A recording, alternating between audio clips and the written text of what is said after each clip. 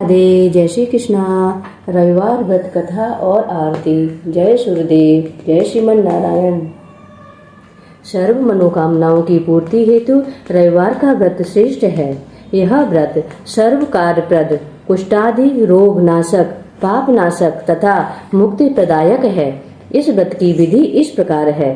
प्रातः काल स्नान आदि से निर्वृत्त हो स्वच्छ वस्त्र धारण करें तथा शांत चित्त होकर परमात्मा का स्मरण करें।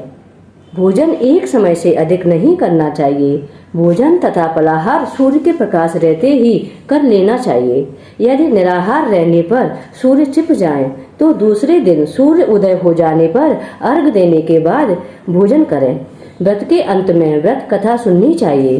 व्रत के दिन नमकीन तेल युक्त भोजन कदापि ग्रहण न करें। रविवार का व्रत करते हुए 1 वर्ष बीत जाने पर व्रत करने वाला सूर्य को प्रणाम कर कहें कि मेरे ग्रह में चलिए, मैं आपका उद्यापन करूंगा या करूंगी।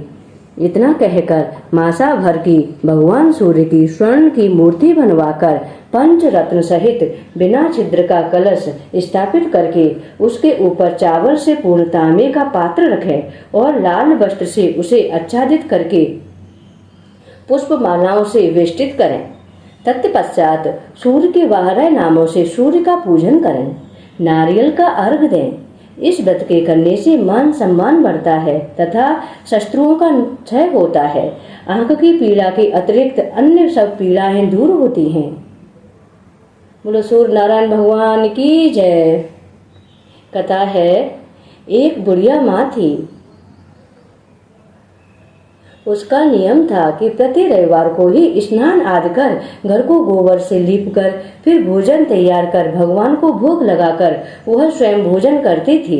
ऐसा व्रत करने से उसका घर अनेक प्रकार के धन धान्य से संपूर्ण था। श्री हरि की कृपा से घर में किसी भी प्रकार का विघ्न या दुख नहीं था। सब प्रकार से घर में आनंद रहता था। इस प्रकार दिन बीत जाने पर उसकी एक पड़ोसन, जिसकी गऊ का गोबर वह बुढ़िया लाया करती थी, उसे सब प्रकार से सुखी देखकर वह उससे जला करती थी। यह विचार करने लगी कि वह वृद्धा सर्वदा मेरी गऊ का गोबर ले जाती है और उससे अपने घर को लीप पोत कर भगवान की पूजा करती है और भोग लगाती है, अतः बुढ़िया को अपनी गऊ का गोबर नहीं लेने देना चाहिए। यह सोचकर वह अपनी गऊ को घर के भीतर बांधने लगी। बुढ़िया माँ गोबर न मिलने से रविवार के दिन अपने घर को न लीप सकी, इसलिए उसने न तो भोजन बनाया न ही भगवान का भोग लगाया तथा स्वयं भी भोजन नहीं किया। इस प्रकार उसने निराहार व्रत किया। रात्रि हो गई और वह भूखी ही सो गई। रात्रि में भगवान ने उसे स्वप्न दिया और भोजन न बनाने तथा भोग न लगाने का कारण पूछा तो वृद्धा ने गोबर न मिलने का कारण सुनाया। तब भगवान ने कहा कि हे माता, हम तुमको ऐसी गौ देते हैं जिससे आपकी सभी इच्छाएं पूर्ण हो जाएंगी, क्योंकि तुम हमेशा रविवार को गौ के गोबर से लीपकर भोजन बनाकर भोग लगाकर खुद भोजन करती हो। इससे मैं बहुत प्रसन्न होकर तुमको वरदान देता हूँ।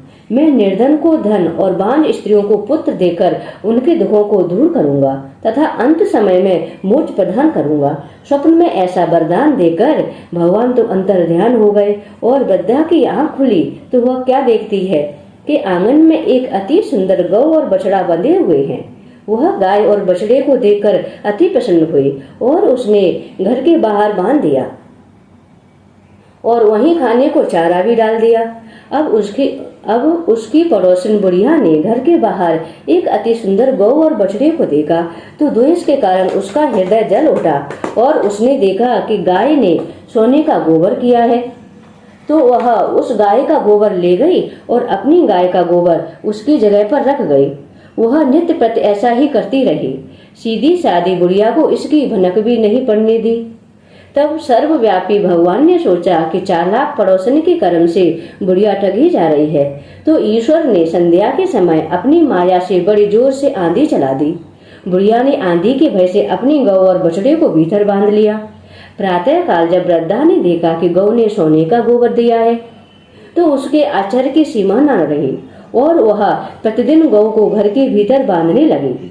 उधर पड़ोसन ने देखा कि बुढ़िया गौ को घर के भीतर बांधने लगी है तो उसका सोने का गोबर उठाने का दाव नहीं चलता, तो वह ईर्ष्या और डहा से जल उठी और कुछ उपाय न देख पड़ोसन ने उस देश के राजा की सभा में जाकर कहा, महाराज, मेरे पड़ोस की एक वृद्धा के पास एक ऐसी गौ है जो आप जैसे राजाओं के योग्य है। वह नित्य सोने का गोबर देती है। आप उस सोने से प्रजा का पालन करिए। वह वृद्धा इतने सोने का क्या करेगी?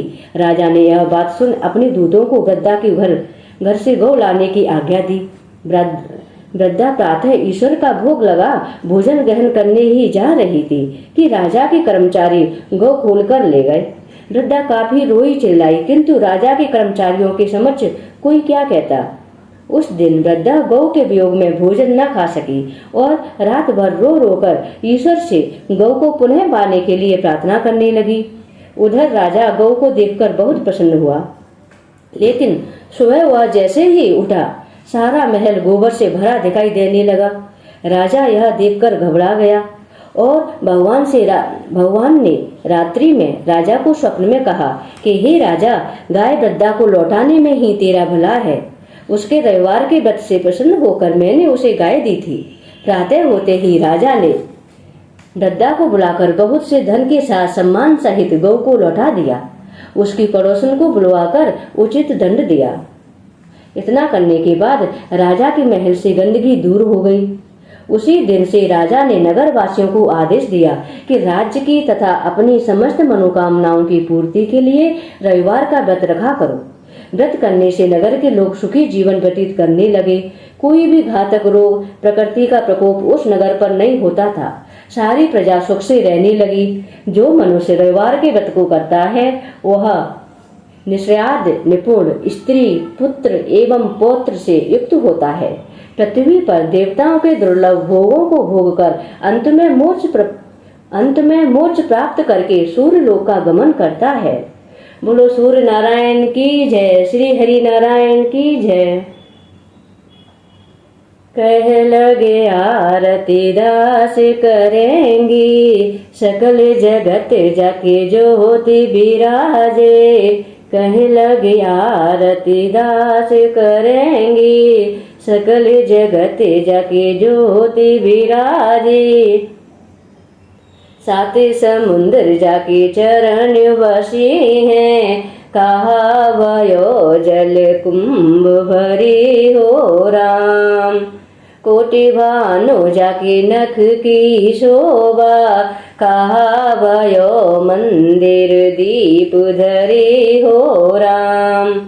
भारे हटा रहे रोमा बलि जाके, कहा भयो सिर पुष्प धरे हो राम।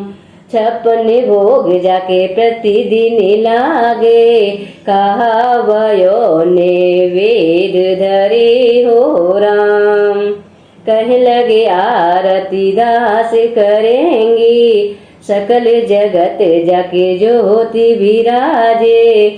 साथी समुंदर जाके चरण बसी हैं, कहा भयो जल कुंभ भरे हो राम।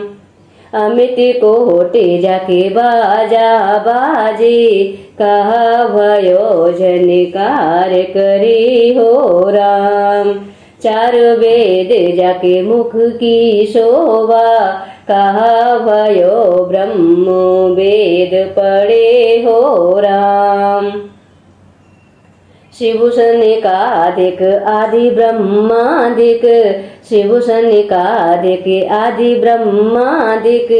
नारद मुनि जो ध्यान धरे हो राम। हिम मंदार जाको पवन झकोरे, कहा भयो सिर चवर ढोरे हो राम। लख 84 ही बंदे छोड़ाए, केवल हरे यस नाम देव गाए हो राम। कह लगे आरती दास करेंगी, सकल जगत जाके ज्योति विराजे। साथी समुंदर जाके चरण बसे हैं, कहा भयो जल कुंभ भरी हो राम। जय श्रीमन नारायण, जय सूर्य नारायण भगवान की जय।